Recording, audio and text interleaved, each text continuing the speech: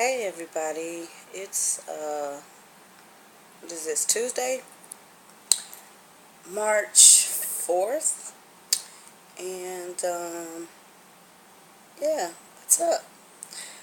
I know it's been quite a long time, a couple months now since I've actually sat down and talked to you all um, in person, well, via video, but things get hectic, crazy busy, and that's the way it goes. Um, So I have to just do little video clips of other things because I'm just really not in the mood to actually sit down and um, do a video. Or, like I said, I'm just busy. Okay. It was a heater. It's really loud. It is freezing here. We had an ice storm last night, so school was delayed, and um, yeah, they could have just canceled school, in my opinion. Um, Anywho, let's see. What I am coming to talk about is give you guys basically a life update. Um, if you guys are following me on Facebook, then you kind of know a little bit about um, what's going on with me and with the kids and stuff like that. And if you're not following me on Facebook and you want to, just shoot me a comment and I'll let you know how to find me on Facebook. Anywho, I don't know where to start. I've been really wanting to do this video for a while. Things happen so fast and I don't really know, from day to day what's going to happen, how much time I'll have. I've been going back and forth to appointments and taking phone calls and stuff like that. So it's just really hard to actually sit down and focus on what I want to talk about um, without making crazy long videos. I know I do make crazy long videos sometimes, but I just like making videos. So, anywho, my 11-year-old son has been diagnosed ADHD, the combined type. He is what else? ODD, which is oppositional defiant disorder, mood disorder, bipolar, and conduct disorder. Um, and so it's been about 2 years since we actually had him diagnosed. And this has been after, I would say, since he was really in pre-K, that we started having issues with him behavior-wise. I mean, he is an extremely gifted kid. All of my kids are just genius type gifted. We've had them IQ tested, so I can't say that. But um,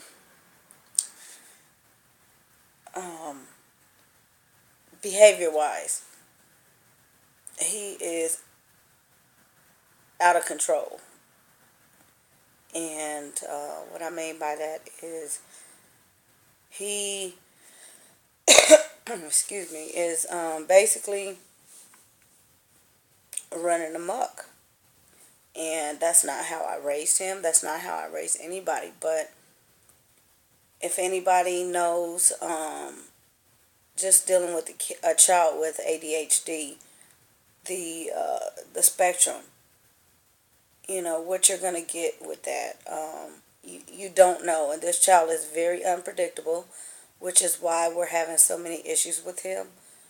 Um, Discipline wise, my kids are disciplined.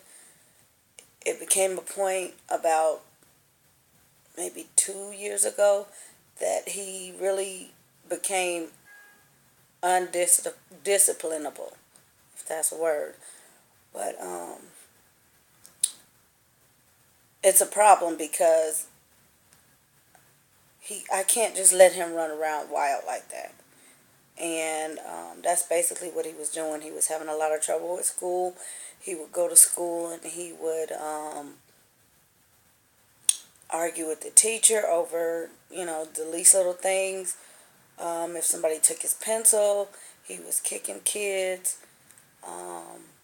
Then he became more aggressive to where he would kick the teacher or hit the teacher or, what have you, any adult, principal. He started throwing chairs, books. He would turn over bookcases, just whatever. And that's a problem. He had been under the care of a psychiatrist and psychologist. He is on medication, and the past 2 years we have played with a cocktail of medications just to try to stabilize him. I'm not going to say I'm pro meds, but I'm not against them because I'm looking at my child and his situation. He actually needs the medication. He can't function without them. We can't function without them as a family. Um, it's too much. I mean, just to take him out in public is just like crazy. I don't because I don't know what's going to happen. I mean, from him getting in the car to if somebody is, I don't know, sitting in a spot that he wants to sit in, he's going to pitch a fit. And, once we get him in the car, he's sitting down, he's buckled up or what have you, it could be 5 minutes, it could be an hour later. He may start throwing something, um, up to me. He could, if he's not sitting in my third row, he'll open the door. He's gotten out of the car at intersections, just stuff like that. So I have to really, really be careful with him and just taking him out. And then, in a store, I know I have learned my lesson. I will not take him to any store because if he doesn't get what he wants, I know everybody's seen a child in the store and they don't get what they want, they have a tantrum. This kid will go off. And it's not just a tantrum, it's ballistic. So, like I said, I learned after the first time that he's not, I just cannot take him out. And it doesn't work. The environment is not conducive to him. Even if I am going to get him something, it's not what he wants. He may ask for it, and then when I go to get it, he doesn't want it. He wants something else. So, I try to avoid that situation and just not take him altogether. But he is right now. He has been in a treatment facility, um, psychiatric treatment facility, and this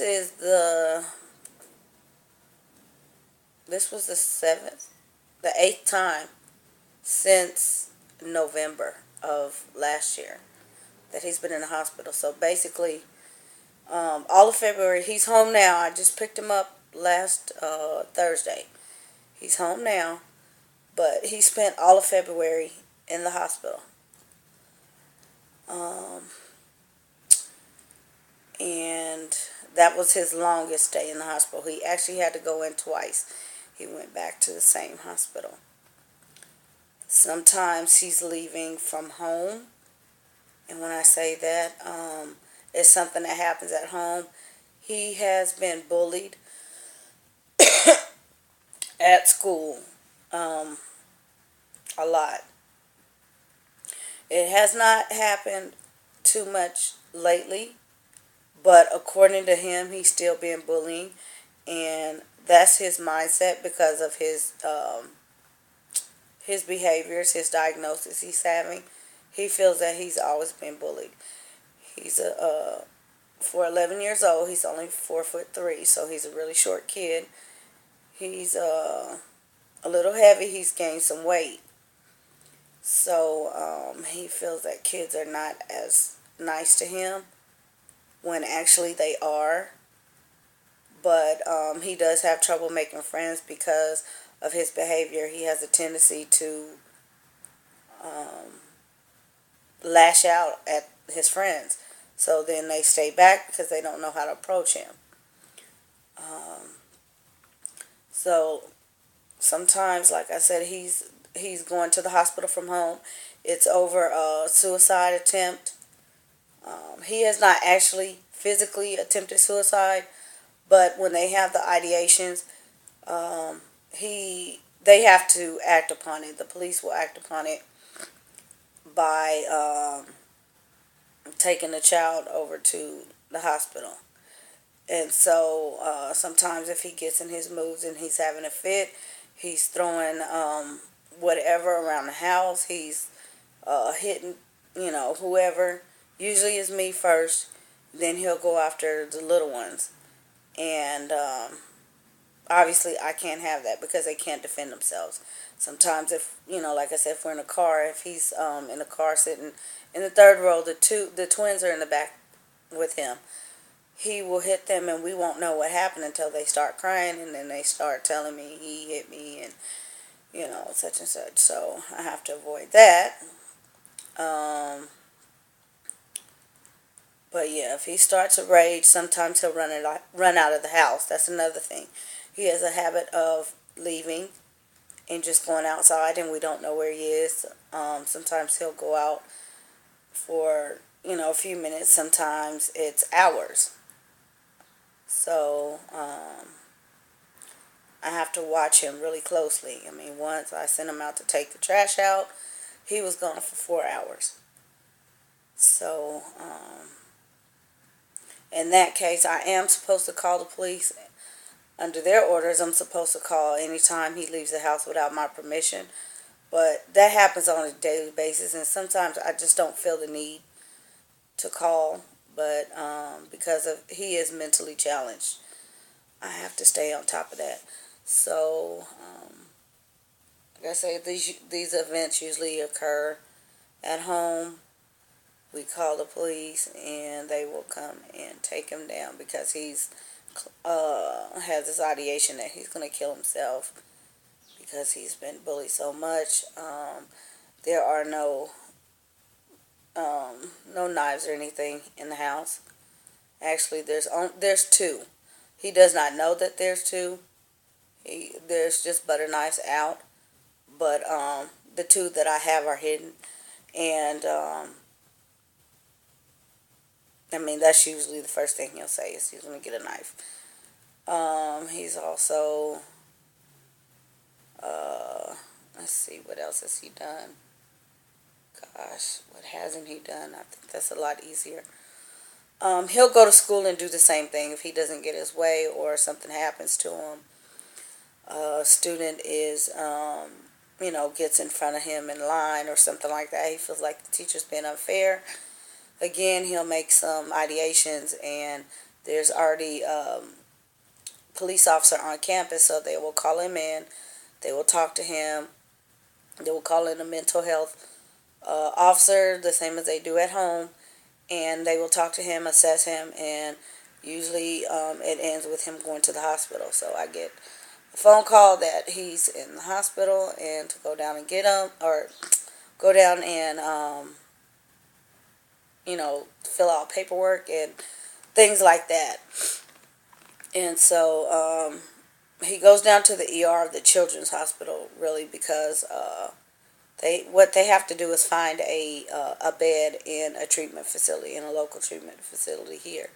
So they'll hold him in the ER in the children's hospital for 72 hours, and while they locate a bed. And he's been in hospital here in our city. He has gone hour and a half north because there was no bed available here, and that was actually 2012. That was his first visit that he had gone to the hospital.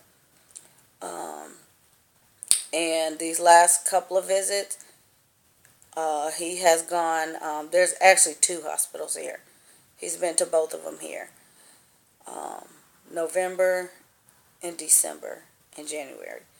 In the last two visits, like I say, all of February, it was actually two visits. He came home, and then I think 2 days later, he had to go back. He ran off and claimed he was homeless and what have you. But yeah, he went down 2 hours south, about hour and a half, 2 hours south, to a treatment facility. And so now what we're trying to do is get him into a residential treatment, because him going in and out of the hospital, like I say, this is 8 times now since November. And he had actually been two other hospital visits in October and September, and they were when he was with his dad in California. And I may get into that later. I can see this video is going to be a little long. Um,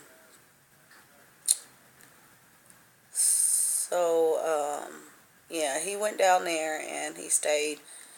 And we're looking for long-term residential, because those in and out hospital visits, usually 5, 7 days, and him coming back home, it's just not working for him. He needs a more extensive treatment. And just trying to get him in somewhere it has been quite a journey. It's very stressful on me. It's very time consuming. And then, just trying to deal with everybody else. And myself, I have no time to do anything. Just, basic stuff. Laundry has just gone by the wayside. So you guys can imagine. It's basically wash once a week, and if it's put up, that's a miracle. If it's put up within 2 weeks, that's like amazing. Um, yeah, it's really, really crazy around here. On top of that, right now, my 15-year-old daughter is also in treatment facility. She went in, it's been almost 2 weeks. Yeah, it'll be 2 weeks on Thursday.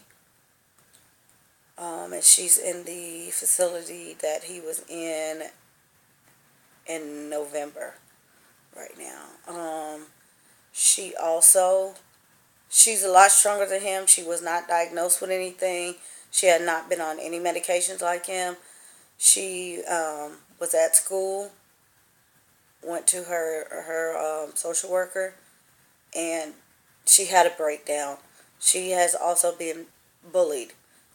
Again, extremely bright child, which is one of the reasons why they have such a heart problem. Kids are just really jealous, and it's ridiculous. I don't know. I don't understand these kids. I just say, parents, please, teach your kids. Bullying is real, and it's not nice to make fun of anybody or bully them for any reason. Um, my kids work hard. I work hard with them just so they can be as successful as they are, and they should be able to, live in peace like anybody else. They're not different from anybody else just because they work hard and they make those grades. They're just normal kids. But yeah, she had a breakdown as well. So she is at treatment, and I'll get into that. I'll probably have to do a separate video on her. um, after this one. But yeah, I mean, son, just like I said, trying to get him in there is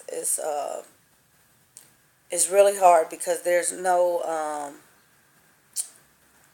the facility that he was in last.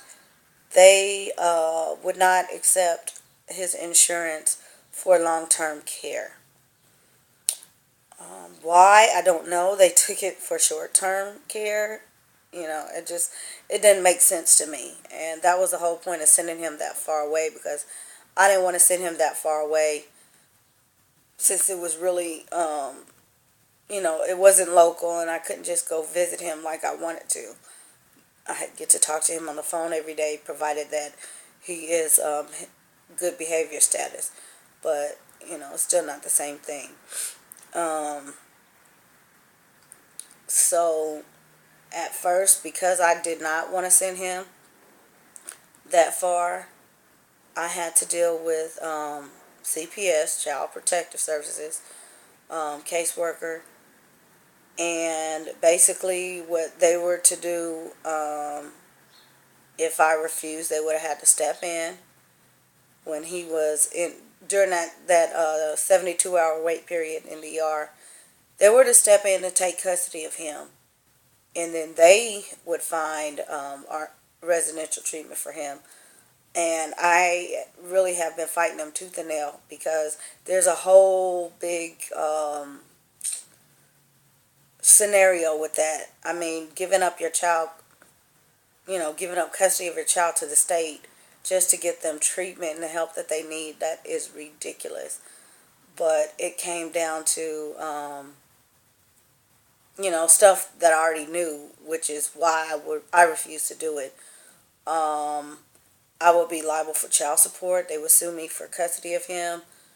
I would have a year of court visits and proving that I could tend to his medical needs properly, which I had already been doing for the past 2 years, with getting him to all of his appointments and all the specialists and things like that, making sure he had his meds and things like that. I was on top of that, and I still am, but having to go to court and prove up on that, my thing was the judge was going to really look at me harshly, because I have so many children and I'm basically raising them by myself. And so that right there would be a strike against me, and she would, or he would, automatically say, well, how can you possibly tend to him? You have this, and this. But I mean, in reality, I have the appointments and paperwork and things like that to prove that I am tending to him. I mean, it is a challenge, and like I say, it is tiring. It's time consuming, but it gets done because that's my child and I take care of him. Um, what else? And also him being in custody of the state. I mean, he would be in the state, and they would basically institutionalize him if after that year and the judge finds that I'm not capable. He would be there for the rest of his life, just basically in an institution anywhere in the state. And no, I'm just, no, you cannot take my child like that. So we are coming up with alternatives and things like that. There's some type of new program which I did okay. And so in the interim, he did. I did allow him to go down to the other facility again, and they had the space for him, because that was an issue. They didn't have the space for him. They said they didn't have the space. So, being that they didn't have the space, the hospital did not want to release him back home, because um, they were afraid that the same thing was going to happen. And in essence, really it was, because with him it's a cycle. So, let's see, what else? I guess I can fast forward. Like I said, he had gone down there and gotten, therapy and things like that. and we do a family therapy with him, and I did mine via phone. I mean, he is in good spirits and things, and the plan that we have is really well. I think they were uh, really really geared toward helping him. It's just, the fact that they could not accept his insurance for that long-term stay. And it is at that particular hospital, it runs about 11 grand a month. And obviously, um, I don't have it. His father doesn't have it. It just, we cannot afford 11 grand a month to have it in the hospital.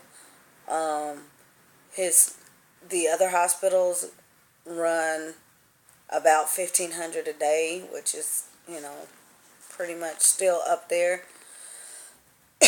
But his insurance does cover that. But again, because it's been, repeat visits, they don't want to keep putting out that money.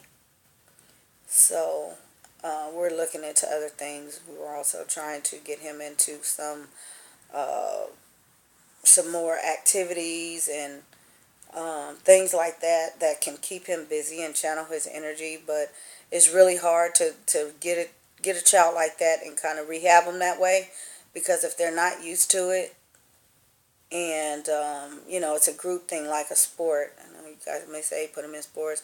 Well, we've been there, done that. Cub Scouts, we've been there, done that. He is not receptive to those types of things. There's other kids, and again, he has a problem with other kids. He's always feeling like he's being bullied. A lot of times he has been bullied. So I have to stay very involved with him in the school and the neighborhood and things like that, just to, so everybody knows that I'm aware of what's going on. But now what has happened today is I just got a call. Um, I had been taking care of a very lengthy process of getting him in this residential, or getting him in this program that would find a residential treatment for him. And so I got this phone call today. He has been approved for a residential facility. He may be leaving as soon as tomorrow. We're trying to work that out right now. We had, like I said, we had this ice storm last night, and I don't know how the weather's going to be tomorrow. Hopefully it won't be as bad, but where he's going is pretty far, and for me to be going down there and I have to take the baby and the rest of the kids, I really don't want to drive down there. So we're trying to coordinate with the facility to get a driver to come up and pick him up. Um, this center is about 3 hours away from us. That's a downside.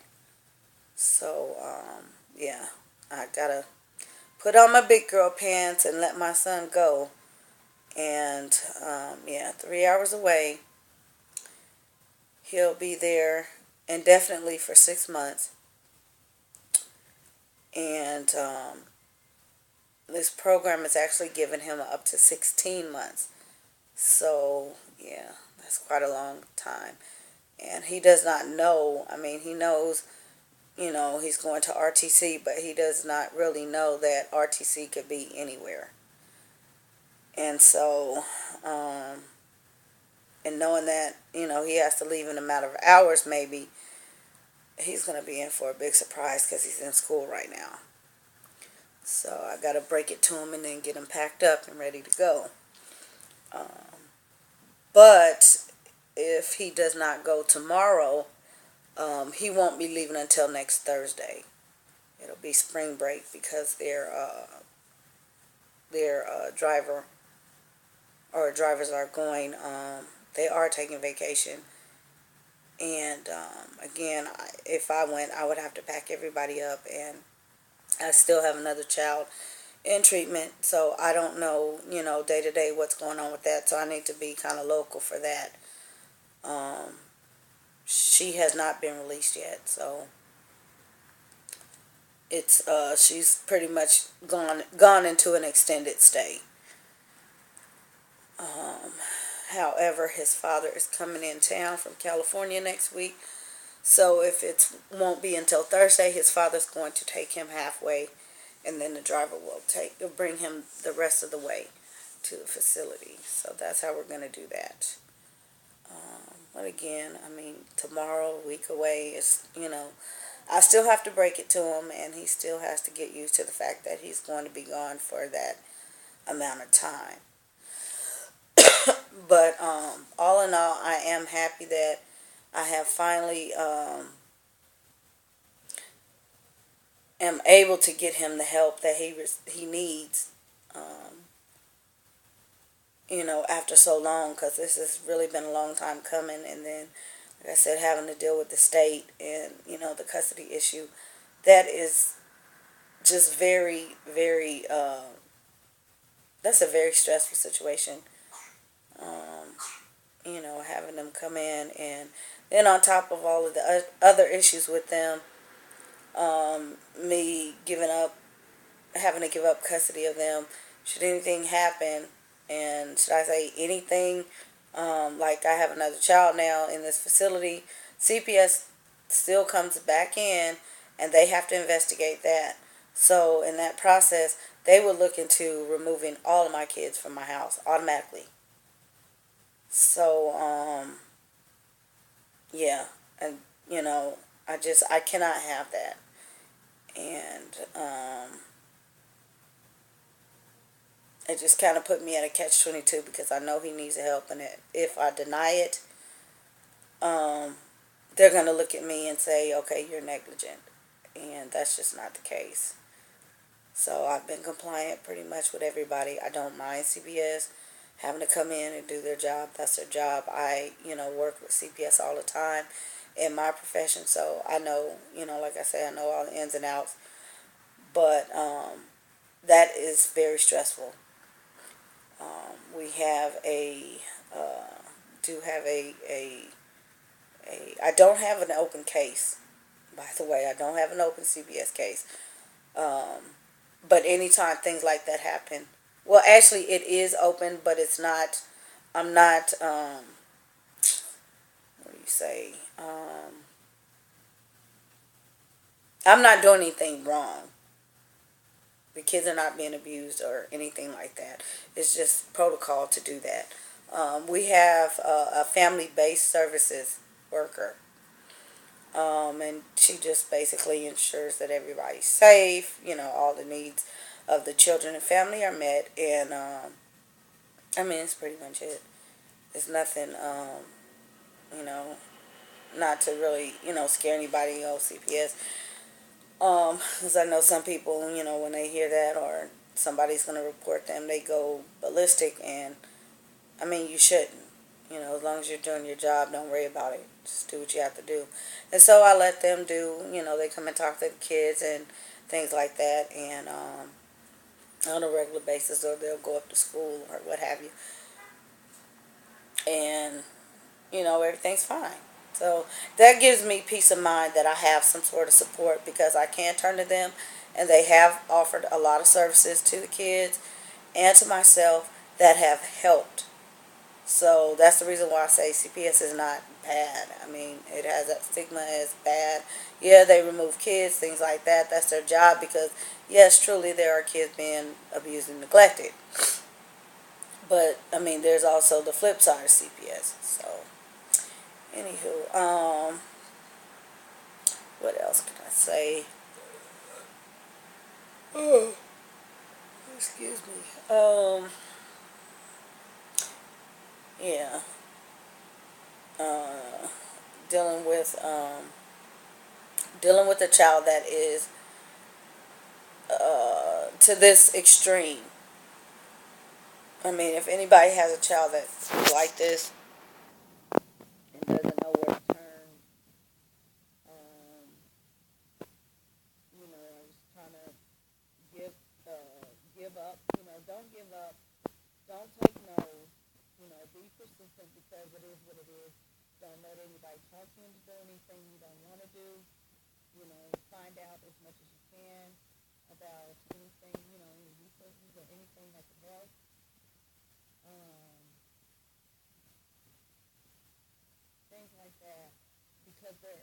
help out there. And, I have gotten so many no's, but the result that I'm getting now is because of my persistence. I didn't give up. If person said no, you can't do this, I would still, open up and say, okay, this is what I need. This is how I can give him this help. Are you able to do this, or where can I find this type of help? I'm always asking around, and so that is what has gotten me this far outside of the doctors and the psychiatrists and things like that. Because obviously the medication is just it's just that, it's just medication. It's stabilizing him only to a certain point. It's like a band aid, and if we don't know what makes him tick, that's the thing we've all been trying to get to an understanding on for the past couple of years. If we knew what made him tick, we could get a better handle on it, but we don't know. He's just so, he's very unpredictable, minute to minute. We don't know what's going to happen with him, what he's going to say, what he's going to do, how he's going to react. We don't know. I've done, I mean, the consistency, everything is pretty much the same.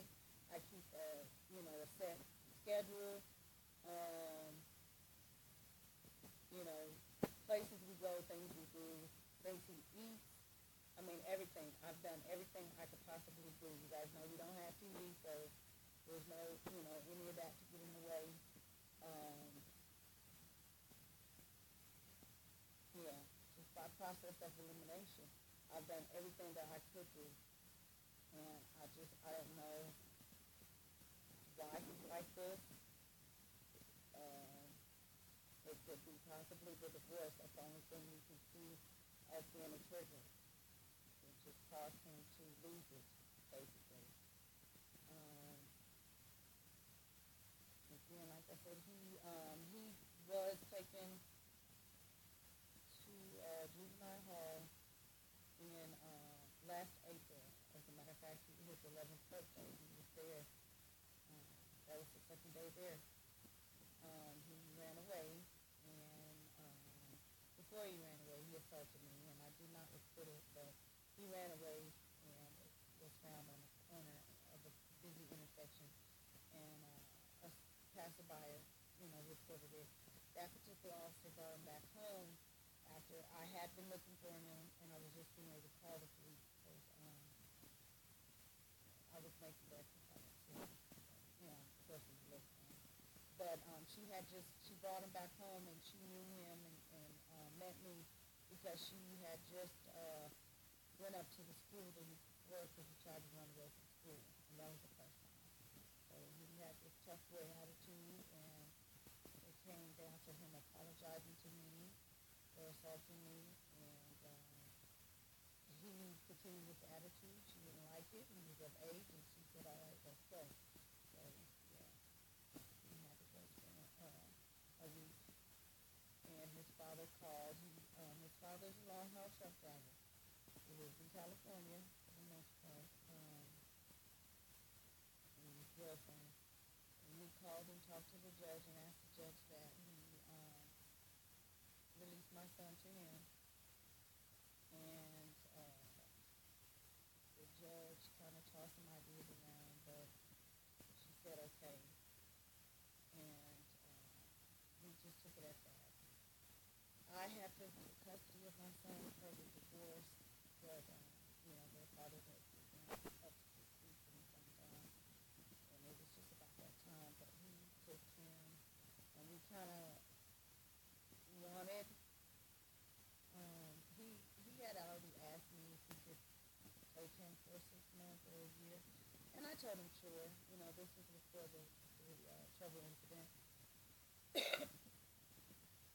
I just wanted to make sure that he set up all his support system out there that he had here.